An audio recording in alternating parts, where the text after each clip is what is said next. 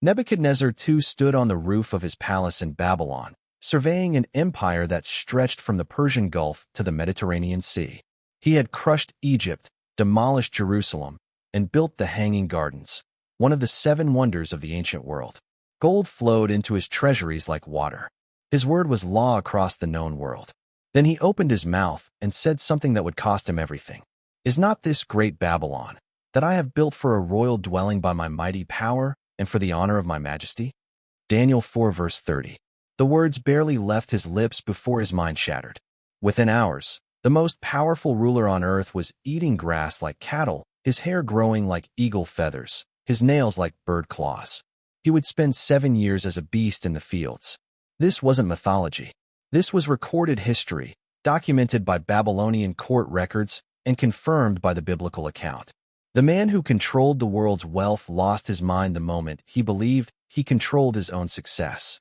Every crypto trader who's ever shouted, "I'm a genius," after a 10x pump needs to read what happened next.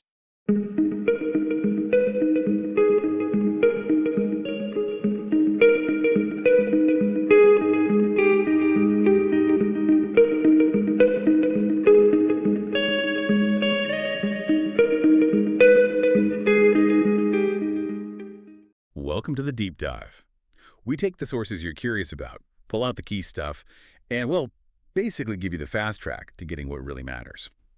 Today, we're jumping into a story that's surprisingly relevant, even though it's like 2,500 years old. It's about Nebuchadnezzar II, king of Babylon, the biggest deal back then. And there's this, frankly, kind of terrifying link between his sudden dramatic fall and what we see today with the trader's pride cycle. Yeah, I mean, this guy, Nebuchadnezzar, he was the ultimate winner. Think about it. Controlling world wealth, massive armies, building wonders like the Hanging Gardens. But the core story, the part that should make every investor, every trader listening maybe sit up a bit, is that this king, right at the absolute height of his power, just completely lost his mind. And we're not talking a bad quarter, Right. Or, a market correction. This was a total psychological implosion, led to 7 years. 7 years of him basically living like a wild animal. That's a kind of reset nobody plans for. Exactly. So that's our mission today. We want to dig into why that happened. And what does this ancient story, you could call it the king who lost everything, what does it really teach anyone in modern finance about the dangers, the real catastrophic risks of ego? We're hoping to give you a bit of a shortcut, maybe, to spotting and avoiding that financial wilderness before you wander into it. Okay, so let's set the scene a bit more. Just how big was Babylon then? We're talking the center of the universe, That's almost. pretty much financial capital, cultural capital. And Nebuchadnezzar wasn't just managing things. He was this unstoppable force. He rolled over Egypt, demolished Jerusalem, built things like the Ishtar Gate, these incredible structures. The wealth he controlled was just staggering. Right, a true titan. From a purely human standpoint, you could see how someone might think they were, well, almost godlike. And that's exactly it. But the whole thing pivots, turns on a dime because of one single moment. A psychological slip-up, really. The sources say he's standing on his palace roof looking out. Surveying everything he built. Yeah, and he says these words, and this is really the core of it, quoting from the account in Daniel, "Is not this great Babylon that I have built by my mighty power and for the honor of my majesty?" Wow. The emphasis on the I, the my. That's the shift, all the success. It's credited entirely to himself. And the sources, they really hammer home how fast the collapse was. It wasn't a slow decline, a creeping bear market. It was immediate, total. Within hours. Seems like it. The man commanding empire suddenly shatters. His mind just gone. Reduced instantly to, well, the sources say eating grass like cattle. That speed is just chilling. And you mentioned sources confirming this, so it's not just a story, like a myth. Well, the biblical account is detailed, but our other sources suggest Babylonian court records actually do confirm a period of, let's say, instability or absence of the ruler around this time. So, yeah, it points to a real sudden event. And the trigger seems to be this cognitive error, believing you're the sole source of your success. Massive pride. Okay, so that brings us to the pride cycle in today's markets. Because it sounds like he had warnings. It wasn't totally out of the blue. Oh, definitely not out of the blue. The sources are clear. Daniel, the interpreter, had warned him a whole year before. Interpreted a dream the king had, basically laid out the risk. A full year's notice. Wow. Down. And the advice Daniel gave? It sounds almost, immoral. Break off your sins by being righteous.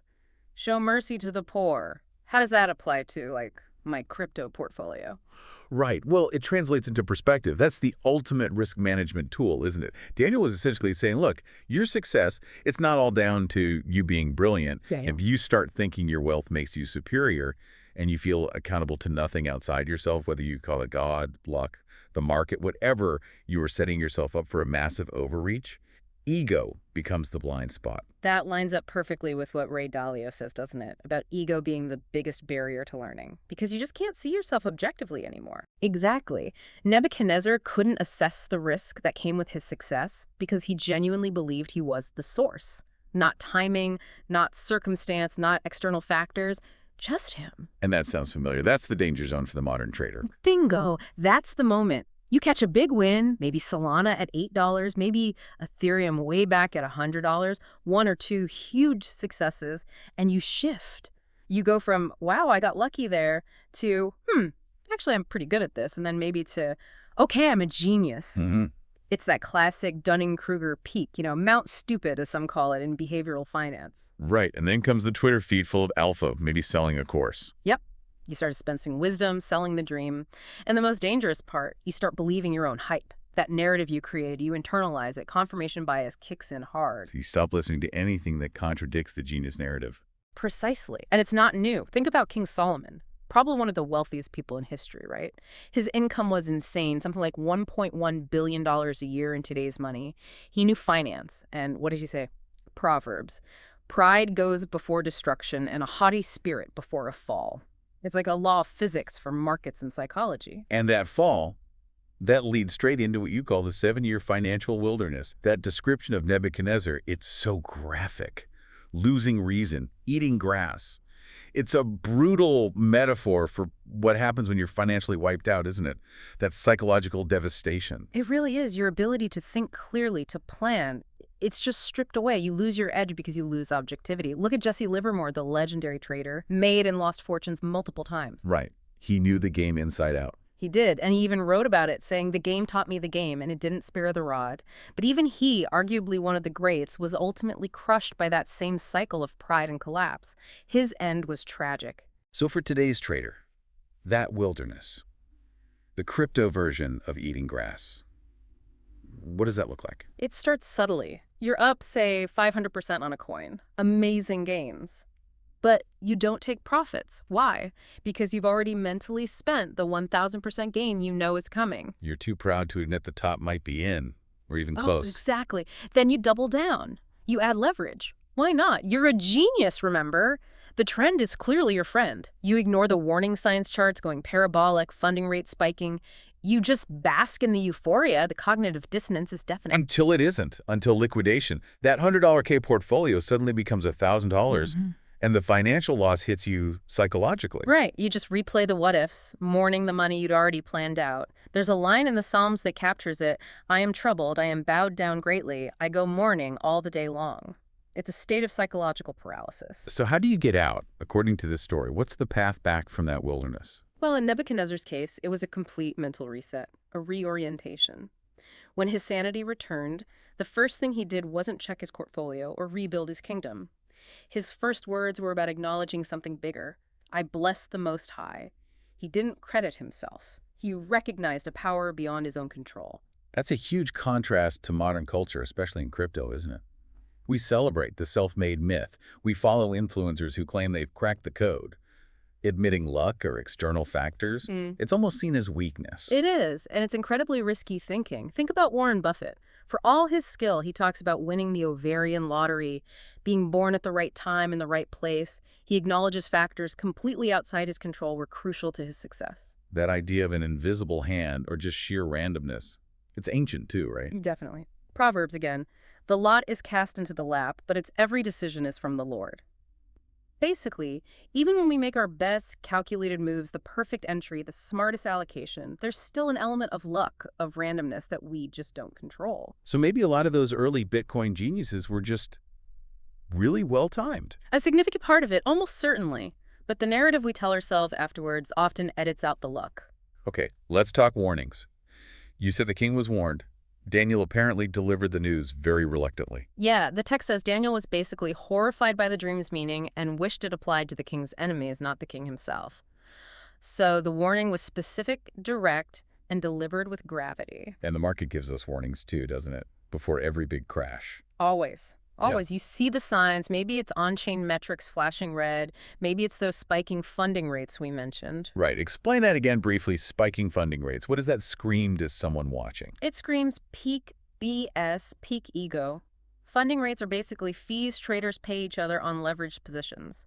If they spike high, it means that the longs people betting the price goes up are paying huge amounts to the shorts, people betting it goes down. It shows desperation, extreme leverage, and maximum bullish consensus. It's a massive red flag for euphoria. But people ignore these flags. Why? Why do we ignore clear warnings? Emotion. You're invested. Not just money, but your ego. Your identity is tied up in being right. You've maybe already spent the profits in your head, the new car, the down payment. You literally cannot imagine being wrong at that point. You've hardened your neck, as the proverb says. Exactly. And the consequence, Proverbs 29.1 is chilling. He who is often rebuked and hardens his neck will suddenly be destroyed, and that without remedy. Suddenly. Yeah. Without remedy. We saw that play out so clearly in 2022 in crypto, didn't we? Luna OST, the warnings were there for months about the model stability. Celsius 3AC, glaring red flags about leverage and solvency. Textbook examples. Months of warnings. But the key players were too deep in their own success narrative. They hardened their necks right until the point of total irrecoverable collapse. So, going back to Daniel's original advice, break off your sins, show mercy. You said it's about perspective risk management. Can we break that down into actionable principles for traders listening now? Absolutely. Let's try to distill 7 principles for survival inspired by that advice. Okay, principle 1. You've got to acknowledge external factors, except that timing, luck, macro conditions, they drive a huge chunk of your returns. Maybe 70%, maybe more. It's not all you. The minute you think it is all you, you're blind. Principle 2. Take profit systematically. Nebuchadnezzar wanted endless glory. The Bible says, "He who loves silver will not be satisfied with silver." If you don't have a plan to realize gains, if you're always waiting for more, you'll write it all the way down. Define what enough looks like for a trade, or even for a cycle. Principle 3. Help others gain perspective. That mercy to the poor bit. Maybe it's about remembering what wealth is for, connecting to something beyond just number go up. It anchors you, stops you from developing that dangerous God complex. Principle 4. Maintain humility constantly. Proverbs says, "Let another man praise you and not your own mouth." The second you start boasting about your genius trades, it's probably the exact moment the market is preparing to teach you a lesson. Humility isn't just nice, it's a risk management technique. Principle 5. Build systems, not ego. The king had no checks and balances on his pride. You need them. Automatic stop losses, rigid position sizing rules, rules you set before you get caught up in the emotion, the euphoria. Systems protect you from your own potentially destructive impulses. Principle 6. Prepare for the wilderness. If failure is unimaginable, you won't plan for it. You must have a plan for a major drawdown. What do you do if your portfolio drops 70%, 90%? If you haven't thought about it, you're implicitly betting it can't happen to you. That's pride. And principle 7. Remember cycles. It sounds simple, but we forget. Ecclesiastes. To everything, there is a season. Bull runs end, bear markets end.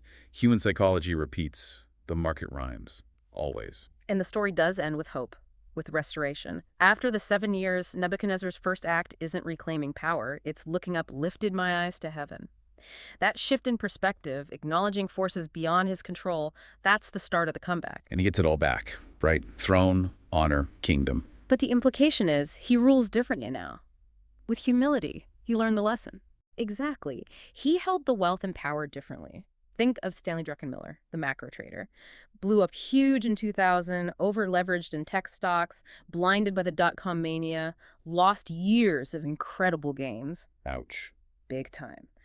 But he came back, stronger.